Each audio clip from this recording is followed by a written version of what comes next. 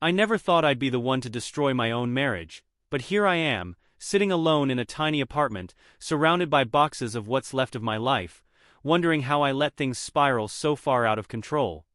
Let me take you back to where it all began, to the moment when I made the first in a series of terrible decisions that would cost me everything.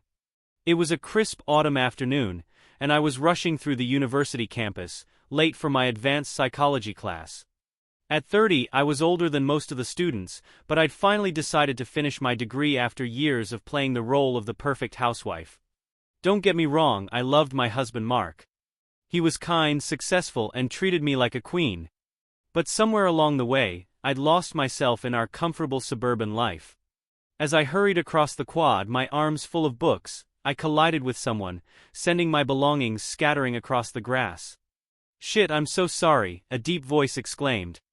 I looked up to see a pair of striking green eyes and an apologetic smile. He was younger than me, probably in his mid-20s, with tousled dark hair and the kind of jawline you see in colonnades. "No worries," I mumbled, flustered as I scrambled to gather my things. He crouched down to help me, our hands brushing as we reached for the same book. A jolt of electricity shot through me at the contact, catching me off guard. "I'm Jake," he said, handing me the last of my papers. "Are you okay? I didn't mean to bowl you over like that." I laughed, tucking a strand of hair behind my ear. "I'm fine, really. I'm Sarah. And I'm the one who should apologize." I wasn't watching where I was going. Jake's eyes crinkled at the corners when he smiled. "Well, Sarah, maybe I can make it up to you with a coffee sometime." I hesitated for a moment, thrusting my wedding ring nervously. But something about his easy charm and the way he looked at me, like I was the most fascinating person he'd ever met, made me throw caution to the wind. Sure, I heard myself say, why not? That why not was the beginning of the end. What started as an innocent coffee date quickly evolved into study sessions, which turned into long talks over wine, which inevitably led to stolen kisses in empty classrooms. Jake was everything my life with Mark wasn't. Exciting, unpredictable, passionate. He made me feel young and desirable in a way I hadn't in years. The first time we slept together was in his cramped off-campus apartment. I told Mark I was staying late at the library to study for midterms. The guild nodded at me as Jake's hands roamed my body, but the thrill of the forbidden was intoxicating. "You're so beautiful," Jake murmured, his lips trailing down my neck. "I can't believe you're really here." I arched into his touch, pushing thoughts of Mark from my mind. "I can't stay away from you," I breathed. "I've tried, but I just can't." As our affair intensified, so did my wet with lies. I became an expert at deception, crafting elaborate stories to explain my absences and late nights. I told Mark I'd join a study group, volunteered at an animal shelter, started taking yoga classes, anything to account for the hours I spent in Jake's arms. One night, as I lay in bed next to my sleeping husband, my phone buzzed with a text from Jake. "I can't stop thinking about you. Meet me tomorrow, asterisk." I typed back quickly. Can't wait. Same place, 2 p.m. I'll tell Mark I have a doctor's appointment, asterisk. The ease with which the lies came frightened me, but I pushed the guilt aside. I was in too deep to stop now. Weeks turned into months and I found myself living a double life. By day I was Sarah, the dutiful wife and ambitious student. By night I was Sarah the adulteress, sneaking around like a teenager and reveling in the passion of my illicit relationship. Jake and I grew bolder, taking more risks. We'd meet for quickies in his car in secluded parking lots, or I'd slip away from girls' nights out to rendezvous with him at seedy motels. The adrenaline rush was addictive. But as time wore on, the cracks in my carefully constructed facade began to show. I became jumpy and paranoid, convinced that Mark would discover my betrayal at any moment. I snapped at him over the smallest things, picking fights to alleviate my own guilt. One evening, as we sat across from each other at dinner, Mark reached for my hand. "Is everything okay, honey? You seem distant lately." I plastered on a smile, squeezing his fingers. "Of course, I'm just stressed about finals. You know how it is." He nodded, accepting my explanation without question. His unwavering trust in me felt like a knife twisting in my gut. Later that night, as Mark slept peacefully beside me, I slipped out of bed and into the bathroom, foam clutched to my chest. I dialed Jake's number with shaking fingers. "Hey beautiful," he answered on the first ring. "Miss me already?" I took a deep breath, steeling myself. "Jake, I think we need to cool things off for a while. This is getting too complicated." There was a long pause before he spoke. "Is this about your husband?" "Sarah, we've talked about this. You said you weren't happy with him." I know. It's just, I need some time to figure things out. Please understand." Jake's voice hardened. "Fine, take all the time you need. But don't expect me to just sit around waiting for you to make up your mind." The line went dead and I slumped against the cool tile wall, tears streaming down my face. I thought ending things with Jake would make me feel better, but instead I just felt hollow. For a few weeks, I tried to recommit myself to my marriage. I cooked Mark's favorite meals, suggested date nights, even initiated sex for the first time in months. But the spark was gone. All I could think about was Jake. His touch, his laugh, the way he made me feel alive. It was a rainy Tuesday afternoon when I caved and called him. I made a mistake. I blurted out as soon as he answered. "I miss you. Can we meet?" An hour later I was in his arms again, all thoughts of ending our affair forgotten. We made love with a desperate intensity, as if trying to make up for lost time. As we lay tangled in his sheets afterward, Jake propped himself up on one elbow, studying my face. "I love you, Sarah," he said softly. "I know it's complicated, but I want to be with you. For real." My heart raced at his words.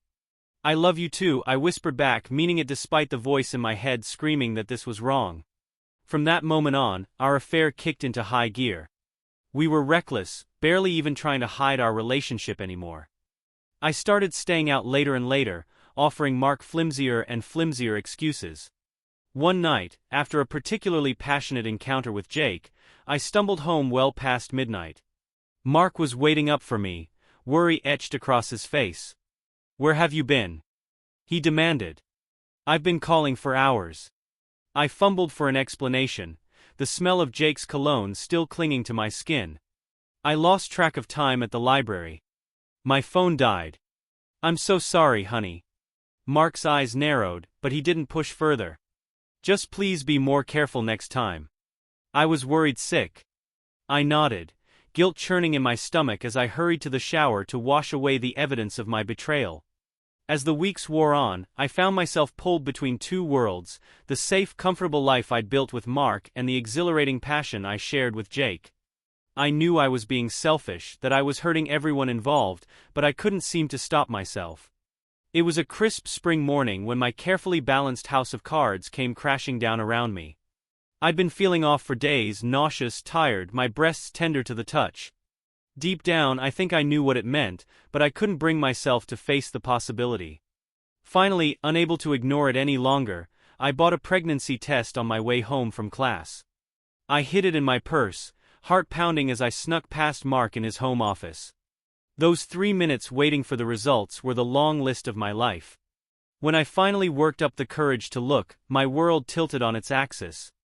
2 pink lines stared back at me, unmistakable and damning. I sank to the cold tile floor, my mind racing. There was no question who the father was. Mark and I had barely been intimate in months. This baby, if I kept it, would be Jake's.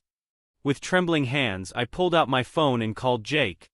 "We need to talk," I said as soon as he answered. "It's important. Can you meet me?" An hour later we sat in his car, an empty parking lot, the pregnancy test sitting between us like a bomb about to detonate.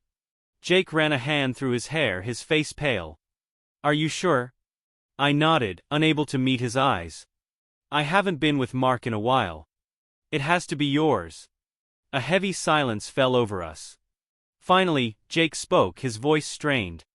"What are you going to do?" I looked at him then, searching his face for any sign of what he wanted. "I don't know," I admitted. "I never planned for this to happen." Jake's jaw clenched. "You can't keep it," he said firmly. "Think about it, Sarah. How would you explain it to Mark? This would ruin everything. Your marriage, your degree, our relationship.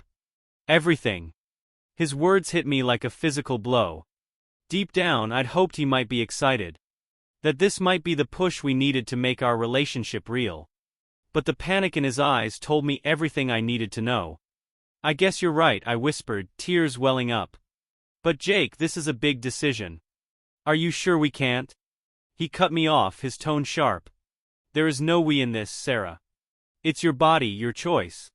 But if you keep this baby, you're on your own. I'm not ready to be a father, and I'm sure as hell not ready to blow up my entire life for this. I recall it as if he'd slapped me. I thought you loved me, I said, my voice was small. Jake's expression softened slightly. I do love you. But this is too much.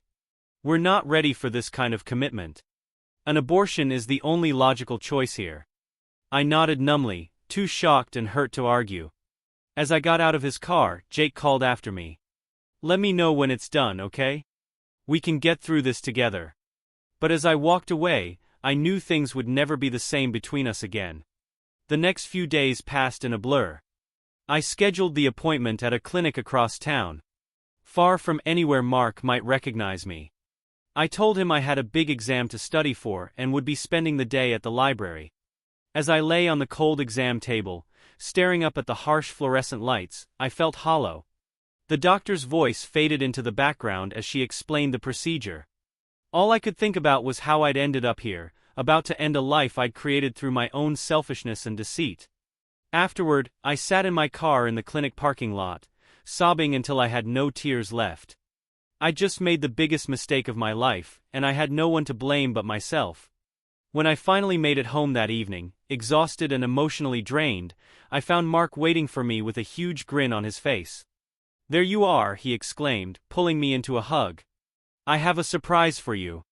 Before I could react, he pressed something into my hand. I looked down to see a pregnancy test. The one I'd taken days ago and thought I'd hidden well enough. I found this when I was looking for the spare phone charger. Mark said, his eyes shining with joy. Why didn't you tell me? This is amazing news. I felt the blood drain from my face as the full weight of what I'd done hit me. Not only had I betrayed my husband and aborted our child, but now I was going to have to lie to him about the happiest news of his life. I wanted to be sure before I said anything. I stammered, forcing a smile. You know how unreliable these tests can be sometimes. Mark pulled me close, pressing a kiss to my forehead. Well, I couldn't be happier. We're going to be parents, Sarah.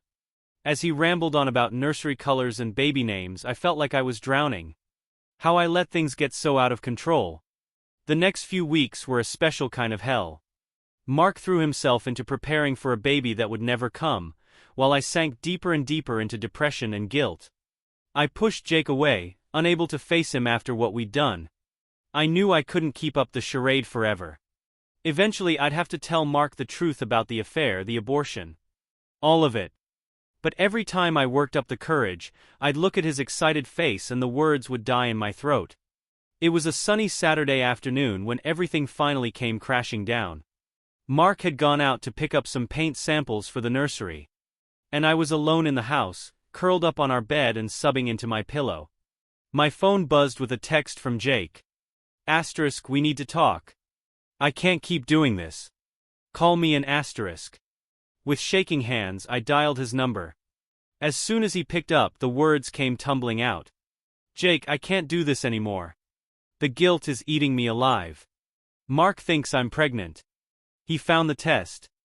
I have to tell him the truth about everything. There was a long pause before Jake spoke, his voice cold. Are you insane? You can't tell him, Sarah. Do you have any idea what that would do to him to last your entire life? I took a deep breath, steeling myself. I have to. I can't live like this anymore. It's over, Jake. I'm sorry, but I have to try to save my marriage. Jake's laugh was bitter. Save your marriage? You really think he's going to forgive you for this? You're delusional, Sarah. You know what? Go ahead, tell him. Blow up your perfect little life. But don't come crawling back to me when it all falls apart. Jake, please, I begged. I never meant for any of this to happen. I love you, but... Love me, he sneered. You don't even know what love is. You're nothing but a selfish, lying bitch who used me to spice up her boring housewife routine. Well, I'm done being your dirty little secret. Have fun explaining this to your idiot husband. The line went dead and I collapsed onto the bed, sobs racking my body. I was so lost in my misery that I didn't hear the bedroom door open. Sarah Mark's voice was quiet, controlled. What's going on? I looked up to see him standing in the doorway, my phone in his hand. The blood drained from my face as I realized he must have heard everything. Mark. I choked out. I can explain. But the look on his face told me there was no explanation that could fix this. His eyes, usually so warm and full of love, were cold and distant. How long? He asked, his voice barely above a whisper. I couldn't see his gaze. Almost a year, I admitted. Mark's sharp intake of breath was like a knife to my heart. When he spoke again, his voice was thick with emotion. And the baby, was that a lie too? I nodded, tears streaming down my face. I'm so sorry, Mark. I never meant for any of this to happen. I'd stop. He cut me off, holding up a hand. Just stop talking. I don't want to hear your excuses. He turned away, running a hand through his hair. When he faced me again, his expression was one of utter betrayal and disgust. Do you have any idea what you've done? He asked, his voice rising. You've destroyed everything we built together. Our marriage, our future, our trust. It's all gone. And for what? Some cheap thrill with a boy who doesn't even want you. His words hit me like physical blows. I wanted to defend myself, to explain that it was more than just a fling. But I knew nothing I said could justify my actions. I trusted you, Sarah, Mark continued, his voice breaking. I loved you more than anything in this world. And you threw it all away for what? Some excitement? Was I really that boring to you? I shook my head frantically, finally finding my voice. No, Mark, it wasn't like that. I was just lost. Confused. I made terrible mistakes, but I never stopped loving you. He laughed bitterly. Loving me? Is that what you call it? Sneaking around behind my back, lying to my face every day, mocking me to your lover. Yeah, that sounds like real love. My blood ran cold. What do you mean mocking you? Mark's eyes flashed with anger. Oh, you want to hear it? Fine. He held up my phone, his finger hovering over the screen. Let's see what your precious Jake had to say about me. Before I could stop him, he pressed play on a voice memo. Jake's voice filled the room, and I felt the floor drop out from under me. God, Sarah, you should have seen his face when I ran into him at the store yesterday. Jake's recorded voice laughed. He was going on and on about the nursery he's planning. What a clueless idiot. He has no idea his wife is screwing a real man behind his back. My own giggle followed, high and false sounding to my ears now. Stop it, Jake. You're terrible. Hey, you're the one who keeps coming back for more.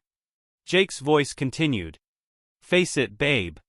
Your husband's a boring schmuck who can't satisfy you. Why else would you be here with me instead of playing happy family with him?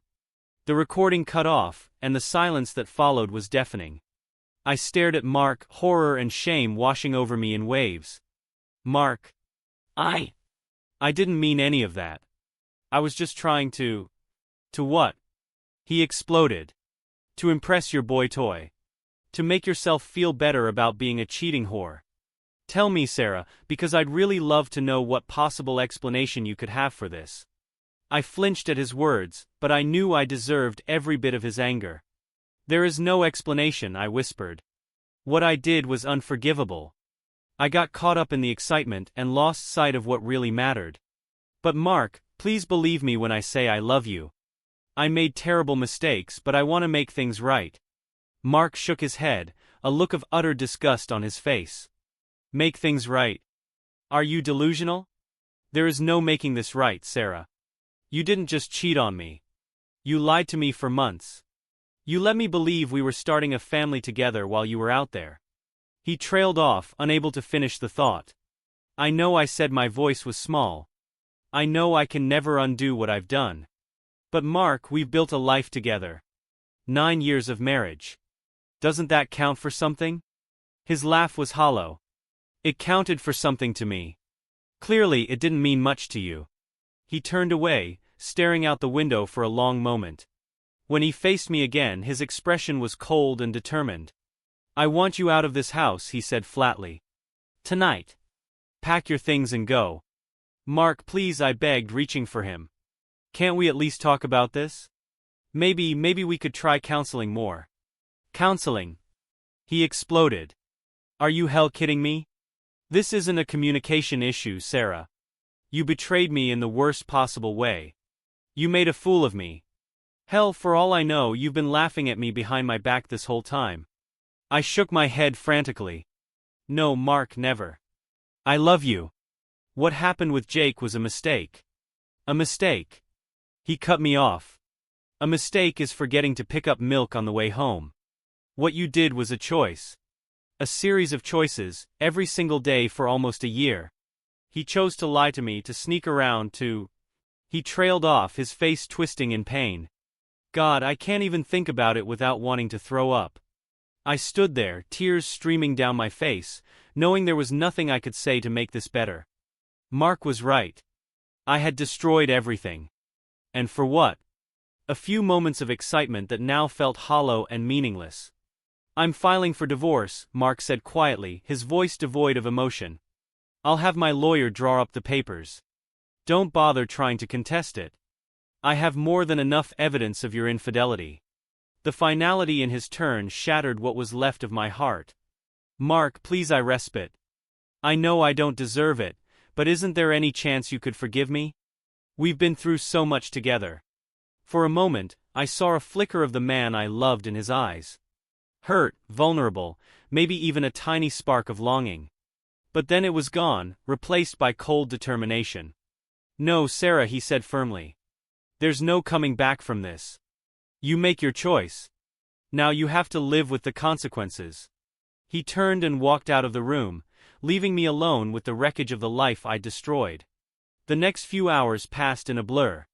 I packed as much as I could into a couple of suitcases, my hands shaking so badly I could barely zip them closed.